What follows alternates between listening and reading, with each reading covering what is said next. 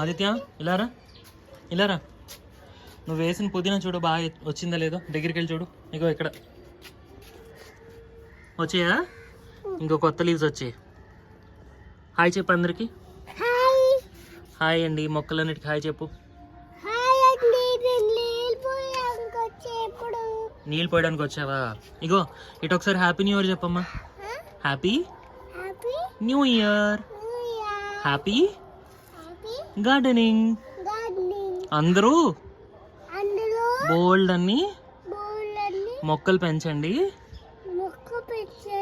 కూరగాయలు పెంచండి, ఇటు హెల్దీగా ఉండండి అని చెప్పు.